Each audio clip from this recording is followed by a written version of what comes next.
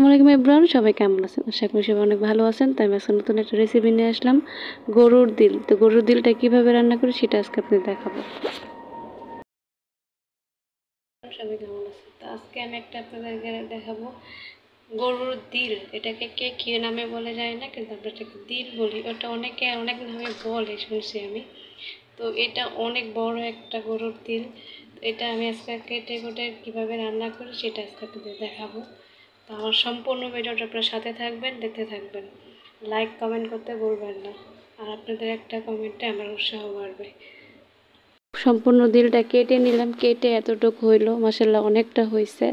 প্রায় 1.5 কেজি 2 কেজির মতো হয়ে গেছে। প্রচুর মানে পুরা দিলটা কেটে নিছি। তো ধুয়ে টুয়ে ভালো করে এখানে রেডি করে নিছি আর রান্না করব। তো এখানে আমি সম্পূর্ণ রান্না করব না, অর্ধেকটা রান্না করব। তো এখানে আজকে আলু দিয়ে রান্না করব। তো পরিমাণ মতো পেঁয়াজ দিয়ে দিলাম, তেল দিয়ে দিলাম।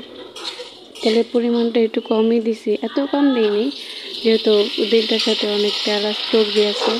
তো আমি এলাচ দারচিনি পেঁয়াজের সাথে ভালো করে ভেজে নিচ্ছি। তো পেঁয়াজটা একটু ব্রাউন কালার যখন হয়ে আসছে দিয়ে দিলাম পরিমাণ মতো 1 চামচ আদা, 1 চামচ রসুন দিয়ে আমি ভালো করে আদা রসুনটা ভালো করে পেঁয়াজ ভেজে নিব। তো এটা ভেজে নিলে হয় কি, যে কাঁচা যে একটা ফ্লেভার ওটা আসে না। তো আমি ভালো করে ভেজে নিছি। তো দিয়ে দেবো সামান্য একটু পানি, তো মশলাটা যেন না পুড়ে যায়। তো আমি সব গুঁড়া মশলা দিয়ে দিব, পরিমাণ মতো সব মশলা দিয়ে দেব। তো সচরাচর সবাই রান্না করতে পারে, রান্না করতে পারে না যেমন কেউ না, রান্না শিখে এর বিষয়টা এরকম না, যে যেরকম রান্না করে, বা অনেকে নতুন যারা তারা রান্না করতে পারে না।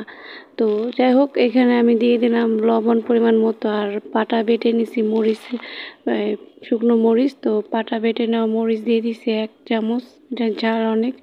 দিয়ে দিলাম 1/2 চা চামচ হলুদ, দিয়ে দিলাম 1 চামচ ধনে গুঁড়া, দিয়ে দিলাম 1 চামচ জিরা গুঁড়া। তো ভালো করে আমি মশলাটা কষিয়ে নিব। তো মশলাটা ভালো করে কষিয়ে একদম ভাজা ভাজা করে ফেলবো, চুলটা শুকাই ফেলবো। তো প্রায় 10 মিনিট আমি ভালো করে কষিয়ে নিছি। যত মশলা কষাবেন তত কিন্তু ভালো। তো এখানে আমি দিয়ে দিলাম দিলগুলো, দিয়ে আমি ভালো করে এটা নেড়ে চেড়ে ভালো করে আমি এখন ঢেকে দেব। তো আমি এটা যখন ঢেকে দেব, তো কিছুক্ষণ পরে আবার ফিরে আসব। দেখতে থাকুন আমার ভিডিওটা সম্পূর্ণ। ঢেকে দিলাম, তো আমি পরবর্তী আবার ফিরে আসলাম। তো এখান থেকে মাংস থেকে অনেক ঝোল উঠছে, ঝোলটা আমি শুকিয়ে ফেলবো। তো ঝোলটা শুকিয়ে ভালো করে আবার কষিয়ে নেব। তো ঢেকে দিলাম। তো এখন দিয়ে দিব আলু। তো আলুটা দিয়ে আমি ভালো করে একটু ঢেকে আবার ঢেকে নিব। তো ঢেকে পরে আমি আবার পরবর্তী ধাপে আবার ফিরে আসলাম। আবার এখন আমি ভালো করে নেড়ে চেড়ে এটা ঝোলটা শুকিয়ে নেব। তো ঝোলটা শুকিয়ে নিলে পরে আমি ভালো করে কষিয়ে ভাজা ভাজা করে ফেলছি, একদম দেখেন লেগে গেছে নিচে। আমি পুরো ভালো করে ঝোলটা শুকিয়ে ভালো করে কষিয়ে নিছি।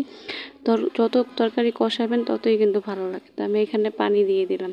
তো আমি পরিমাণ মতো পানি দেব, বেশি আর পানি দেব না, কারণ এটাই ওই কষানোতেই সিদ্ধ হয়ে গেছে। তো আমি এই ঝোলটা শুকিয়ে ফেলবো, পুরোপুরি শুকাবো না, হালকা একটু ভিজা ভিজা রাখবো। তো আমার এই তিল রান্নাটা কেমন হয়েছে তো কমেন্ট করে জানাবেন। কে কীভাবে রান্না করে সেটা কমেন্ট করে জানাবেন, আর কি ভিডিও চান সেটা আপনারা আমার কমেন্ট করে জানাবেন, উৎসাহ দিবেন। আপনাদের একটা কমেন্টে আমি উৎসাহ পাবো। আর কেমন হয়েছে কমেন্ট করে অবশ্যই জানাবেন।